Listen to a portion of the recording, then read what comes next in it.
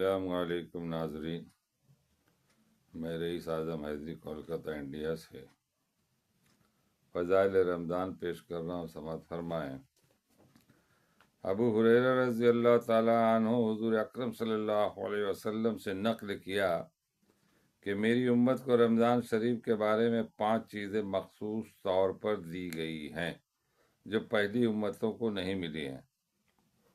Number 1، یہ کہ ان کے منہ کی بدبو اللہ کے نزدیک مشک سے زیادہ پسندیدہ ہے۔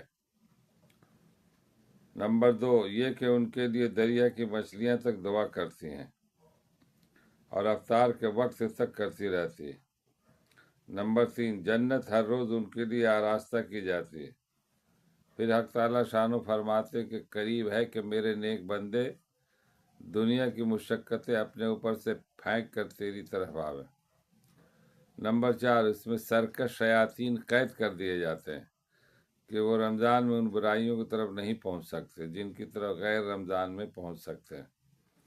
نمبر 5، رمضان کی آخری رات میں روزہ داروں کے لیے مغفرت کی جاتی ہے۔ صحابہ رضی اللہ تعالیٰ عنہ نے عرض کیا کہ یہ شب مغفرت شب قدر ہے؟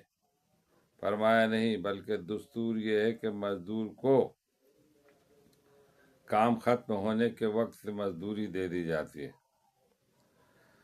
نبی کریم صلی اللہ علیہ وسلم نے اس حدیث پاک میں 5 خصوصیتیں ارشاد فرمائی ہیں جو اس امت کے لیے حق تعالیٰ شانہ کی طرف سے مخصوص انعام ہوئی، اور پہلی امت کے روزہ داروں کو مرحمت نہیں ہوئی۔ کاش ہمیں اس نعمت کی قدر ہوتی اور ان خصوصی عطایا کے حصول کی کوشش کرتے۔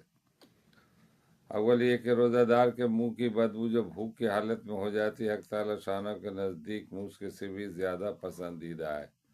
شرح حدیث کے اس لفظ کا مطلب میں 8 قول ہیں جن کو موطا کی شرح میں بندہ مفصل نقل کر چکا، مگر بندہ کے نزدیک ان میں سے 3 قول راجح ہے۔ اول یہ کہ حق تعالیٰ شان و آخرت میں اس بدبو کا بدلہ اور ثواب خصوص عطا فرمائیں گے جو مشک سے زیادہ عمدہ اور دماغ پرور ہوگی۔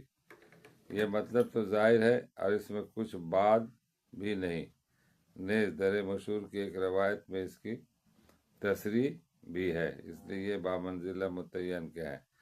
دوسرا قول یہ ہے کہ قیامت میں جب قبروں سے اٹھیں گے تو علامت ہوگی کہ روزہ دار کے منہ سے ایک خوشبو جو مشک سے بہتر ہوگی وہ آئے گی۔ تیسرا مطلب جو بندہ کی ناقص رائے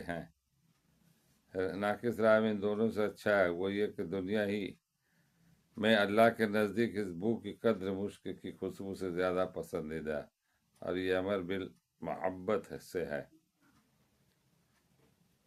جس کو کسی سے محبت و تعلق ہوتا ہے اس کی بدبو بھی فریفتہ کے لیے 1000 خوشبوؤں سے بہتر ہوا کرتی۔ اللہ تعالی ہم لوگوں کو روزہ رکھنے کی توفیق عطا فرمائے، اور یہ 5 چیزیں جو ہے اللہ تعالیٰ نے بھی بتائیں کہ روزہ دار کے لیے مخصوص کی گئی ہے، بہت بڑی بات ہے، انعام ہے۔ کاش کہ ہم مومن سمجھ لیں اس بات کو۔